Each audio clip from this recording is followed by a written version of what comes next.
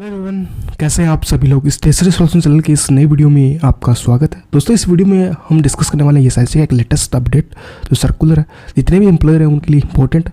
तो इस वीडियो तक अंत तक जरूर बने रहे और अगर अभी तक आपने हमारे चैनल को सब्सक्राइब नहीं किया, सब्सक्राइब कीजिए, जिससे मिलते रहेंगे आपको ऐसा ही लेटेस्ट अपडेटेड वीडियो। तो दोस्तों चलिए चलते हैं, हम जो सर्कुलर आते हैं वो हमने हमारे टेलीग्राम चैनल पे अपलोड करते हैं। बहुत सारे सर्कुलर्स आ रहे हैं, नोटिफिकेशन आपके हॉलीडे के रिगार्डिंग, आपके मिनिमम वेजेस के रिगार्डिंग, या पीएफ में जो जजमेंट आई थी लेटेस्ट 50 उसका एक कंबाइंड पीपीटी शेयर किया गया। तो पूरा हमने शेयर कर दिया, जिस वजह से आप अपना जो भी कंपनी कंप्लाइंसेस है वो आप टाइम से कर पाओ और जिस वजह से आपको कोई नॉन कंप्लाइंस आपको ना हो। तो अभी तक अगर आपने हमारा टेलीग्राम या लिंक्डइन पेज फॉलो नहीं किया, जरूर फॉलो कीजिए।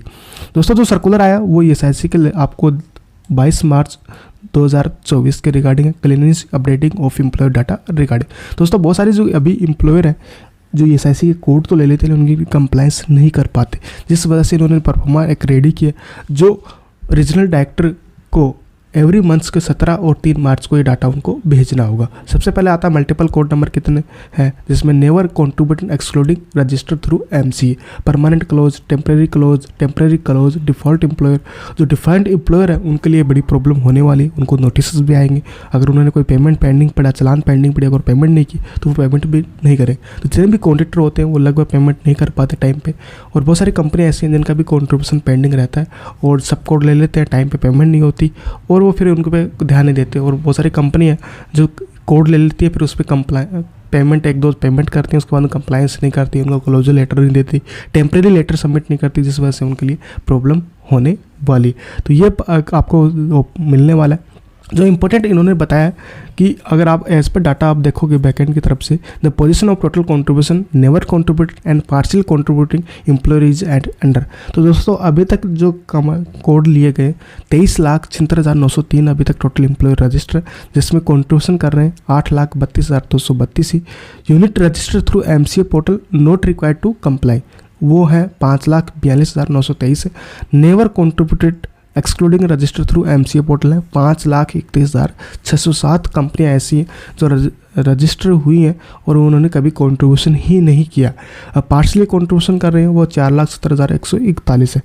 जो भी अब all regional director are advise to taken action on these 5,31,607 and 4,70,141 employers who never contribute and or partially contribute as per the following processor। तो ये उनको फॉलो करना पड़ेगा जो कंपनियां रजिस्टर हैं और कंप्लायंस नहीं किए। तो इन जितने भी कंपनी सबके पास नोटिस जाएगा, अगर रिकवरी बनती है तो रिकवरी करेंगे और वो अगर उनको क्लोज करने की आवश्यकता है तो वो क्लोज करेंगे। उन्होंने 4 इंपॉर्टेंट पॉइंट बताए कि the case migrant prevent to 2011 and non-compliance is observed since the migration and no dues are pending may be closed after verify the status of the units से status check करके आप उन्हें close कर सकते हो। Some employer might have generate multiple code numbers and they are making compliance on a single number. Status of the code number on which employer is not making compliance may be updated as a clause in the system after confirming the status from the employer। तो बहुत सारी कंपनियां या contractor होते हैं जो multiple code ले लेते हैं अकॉर्डिंग टू उनकी वर्क के अकॉर्डिंग, फिर वो वहाँ पे काम खत्म हो जाता है या कंपनी ब्रांच बंद हो जाती है, तो उस केस में फिर वो कोड को क्लोज नहीं कराते और वो ओनली सिंगल जो मेन कोड होता है उसी में वो कॉन्ट्रीब्यूशन जमा करते हैं। तो वो भी अगर आपके पास ऐसे केसेस हैं और आपके पेंडिंग है तो उनको आपको कंपनी से कांटेक्ट करके वो फिर वो क्लोज कर देंगे। आपको लेटर आएगा, नोटिस भी आएगा, तो वो आपसे पूछेंगे, फिर आपके रिप्लाई के अकॉर्डिंग आपको सबमिट करना पड़ेगा।